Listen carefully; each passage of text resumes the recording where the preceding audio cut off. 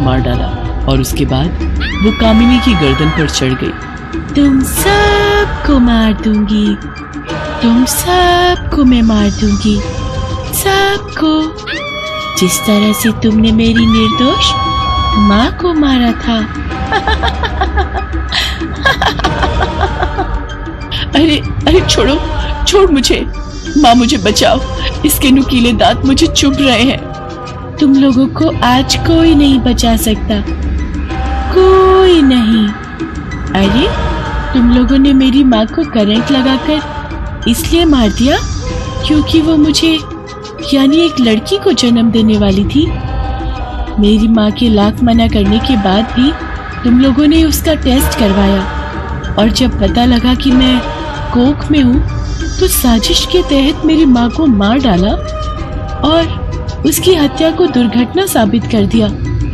अरे तुम जैसे राक्षसों को जीने का कोई हक नहीं, कोई हक नहीं। चुड़ैल की बेटी कामिनी के गले में दांत गड़ाकर उसे भी मार देती है। सुनैना देवी ने ये देखा तो वो हाथ जोड़कर उस बच्ची से माफी मांगने लगी। अरे मुझसे गलती हो गई, माफ कर दो, माफ कर दो मुझे। तुम्हें माफ कर दूं? अरे तुम लोग समाज में इंसान की तरह रहते तो हो, लेकिन सच कहूं तुम लोग इंसान हो ही नहीं। तुम लोग वो राक्षस हो जिन्होंने इंसान के वेश में जन्म लिया है। उसके बाद चुड़ैल और उसकी बेटी सुनैना देवी के बाल पकड़कर उसी भूतिया अस्पताल में ले जाती हैं, जहां उस बच्ची का जन्म हुआ था। उसके बाद वो सुनैना देवी को वहां चुड़ैलों के झुंड के पास छोड़ देती है। सारी चुड़ैलें सुनैना की बोटी बोटी नोचकर उसे जान से मार देती हैं।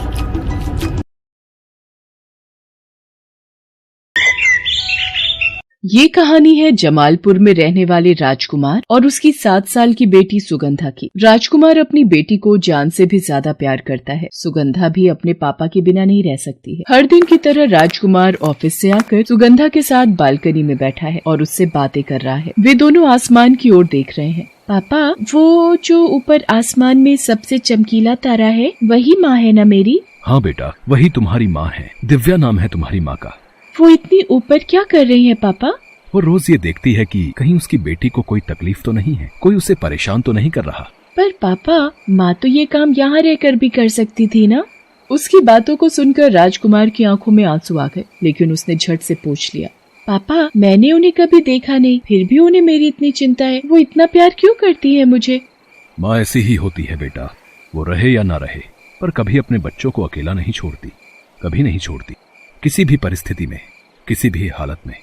अब अपने पापा से बातें ही करती रहोगी या उन्हें थोड़ा टाइम दोगी ताकि वो किचन में जाकर अपनी प्यारी सी बेटी के लिए आलू के गर्मा गर्म पराठे बना सकें? पराठे? हाँ पापा, जोरों की भूख लगी है मुझे, आप बनाइए पराठे, मैं यही माँ से बातें करती हूँ। उसकी बातों को सुनकर राजकुमार ने सुगंधा को गले से लगा लिया। आई लव यू पापा। आई लव यू टू बेटा। राजकुमार किचन में चला गया और सुगंधा वहीं बालकनी में बैठी रही। माँ, तुम मुझे बहुत प्यार करती हो ना? क्या तुम मुझे पापा की तरह गले लगा सकती हो? ये कहकर पता नहीं उसे क्या हुआ, उसने अपनी बाहें खोली, लेकिन उसका पैर फिसल गया और 19वीं मंजिल की अपनी बालकनी से वो नीचे गिरने लगी। उसने उस समय अपने पापा को जोर से आवाज लगाई, पापा, पापा मुझे बचाओ, पापा मुझे बचाओ। राजकुमार ने जैसे ही अपनी बेटी की आवाज सुनी वो भागा भागा बाहर आया और उसने अपनी बेटी को नीचे गिरते देखा। उसके बाद पता नहीं क्या हुआ, वो भी नीचे कूद गया और अपनी बेटी को हवा में ही लपक लिया। पापा, पापा। दोनों बहुत देर तक हवा में ही लटके रहे। जिसने भी ये घटना देखी उसने दांतों तले अपनी उंगली दबा ली। ये तो चमत्कार है, चमत्कार।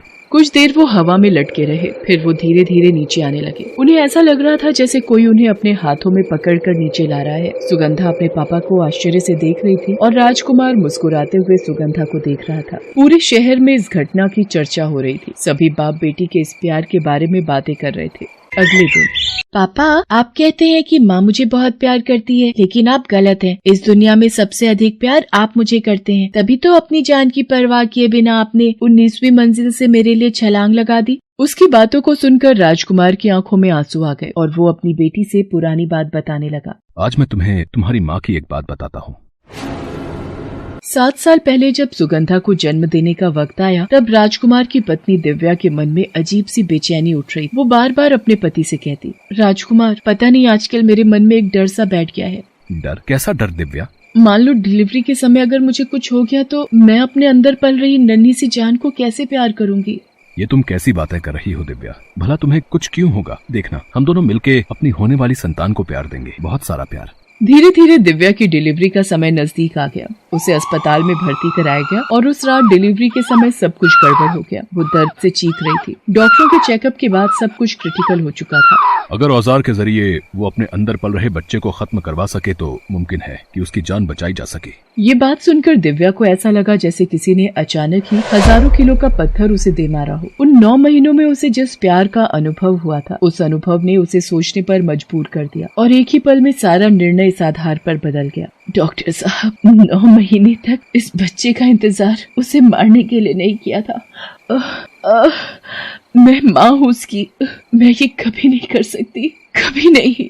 बिना देर किए ऑपरेशन किया गया और जैसे ही बच्चे को बाहर निकाला गया सब शांत हो गया। दिव्या के बगल में उसकी नवजात बच्ची भी खामोश पड़ी थी और दिव्या भी। दोनों की सांसें नहीं चल रही थी, दोनों की मौत हो चुकी थी। आई एम सॉरी, हम दोनों में से किसी को नहीं बचा सके। राजकुमार की आंखें आंसुओं में तैर रही थी। वो गहरे सदमे में था। उस समय उसे ये तक ना पता था कि अब वो दिव्या का पति है या इस मृत बच्ची का पिता। माँ और बेटी दोनों की सांसें थमी हुई थी। आखिरी निर्णय सब कुछ बदल चुका था, पर तब तक राजकुमार ने अपनी पत्नी को आखिरी विदाई देने के लिए और उसके मुंह को हटाने के लिए उसका हाथ न छोड़ा। और जैसे ही उसने उसका हाथ छोड़ा, दिव्या का हाथ उस शांत पड़ी बच्ची पर बिजली की तरह गिरा और वो जोर से रोने लगी। डॉक्टर, डॉक्टर, मेरी बेटी जिंदा है। सभी को आश्चर्य हुआ कि आखिर वो मरी बच्ची जीवित कैसे हो गई।